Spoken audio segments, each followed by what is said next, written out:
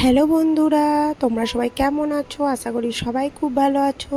তো তোমাদের সাথে আজকে একটা ছোট্ট ব্লগ শেয়ার করতে এসেছি।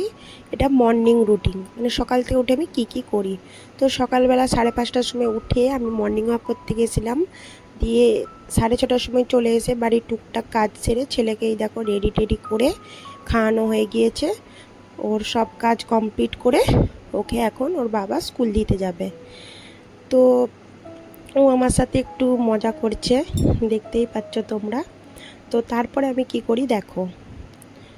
তো ছেলেকে স্কুল পাঠিয়ে দিয়ে আরও বিছানা গোছ করা, বাড়ির টুকটাক কাজ করা, সব চা খাওয়া, এই সব কাজগুলো কমপ্লিট করে হেঁটে এসে আমি একটু ছাতুর শরবত খাই।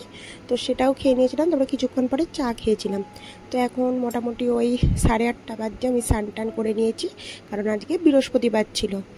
তো চলো ঠাকুর ঘরের দিকে একটু নিয়ে যাই তোমাদেরকে।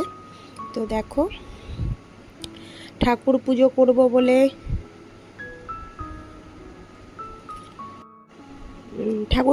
এই যে দেখো কত ফুল তুলেছি আমি।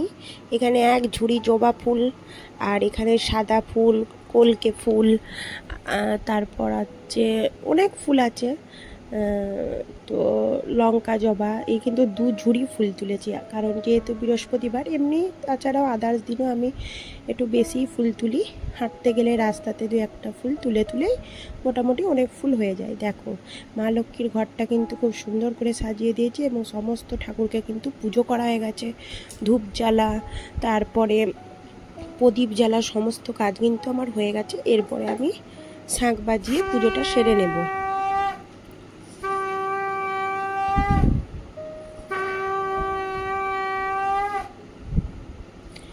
তো পুজো করা দেখো আমার কমপ্লিট হয়ে গেল। এরপরে আমি কিন্তু একটু ঠাকুরের পাঁচালিটা পড়ে নেব। মেষের ব্রতকথা প্রতি বৃহস্পতিবারে দোল পূর্ণিমা নিশি ধীরে পরকাশি ঢালিছে ধুরাই অঙ্কে কত সুধার আসি বিভিন্ন মধুর কালে বৈকুণ্ঠ মাজার বসি বিষ্ণু লক্ষ্মী সহ আনন্দ অপার হেনকালে ব্রহ্মাসূত্র দেবশ্রী নারদ বিনা যত্নে বিষ্ণু গান করি মনোপদ সাষ্টাঙ্গে প্রণাম করি লক্ষ্মী নারায়ণে দোহা পানে চাহিরয়ে করুণ নয়নে লোকমাতা জিজ্ঞাসেন ও হে ঋষিবর আজি কেন হেরি তব বিষণ্ণ অন্তর বলমাগো বলবর্ষ বল দেখি মঙ্গল কথন কি কারণে আজি তব হেতা আগমন নারদ বলেন মাত্র জানত সকল জানিয়া সন্তান শনে কেন করছল মর্তবাসী জনগণ পীড়িত সবাই হাহাকার রবে সবে মেদিনীকা পায়।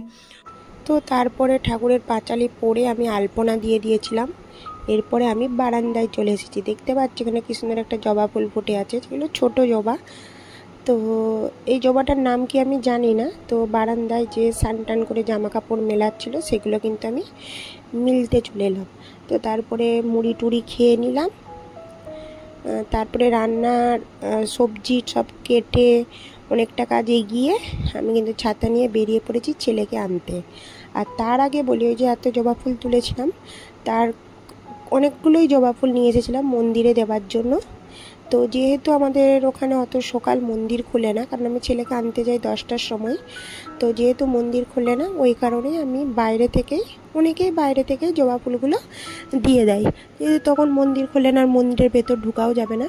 তো যেহেতু অনেকই জবা ফুল, তাই সামনে মায়ের মন্দির আছে, আর এখানে সব ঠাকুরই আছে, তোমরা এর আগের অনেক ব্লগেই দেখেছো। কালী ঠাকুর আছে, দুর্গা ঠাকুর আছে, আরও অনেক ঠাকুর আছে। তো সেখানেই এই ফুলগুলো মন্দিরে দিয়ে দিলাম। 3টে গেটে 3টে বড় বড় ঠাকুর আছে, সেগুলো দিয়ে দিলাম। তাছাড়াও আরও অন্যান্য ঠাকুর আছে। তো ফুলগুলো দিয়ে আমি কিন্তু ছেলেকে আনতে যাব। তারপরে বাড়ি গিয়ে ছেলেকে খাওয়ানো, স্নান করানো, তারপরে রান্না বান্না শেষ করা, আরও অনেক কাজ আছে। প্রত্যেক দিনের যে ডেলি লাইফ থাকে, মানে ডেলি লাইফের যে কাজগুলো থাকে, সেগুলোই তোমাদের সঙ্গে কিছুটা শেয়ার করার চেষ্টা করলাম। আশা করি তোমাদের ভালো লাগবে। পুরোটা শেয়ার করতে পারলে হয়তো ভালো হতো, তো কাজের মধ্যে সেটা আর হয়ে ওঠে না। তো আমি ছেলেকে আনতে চলে যাচ্ছি।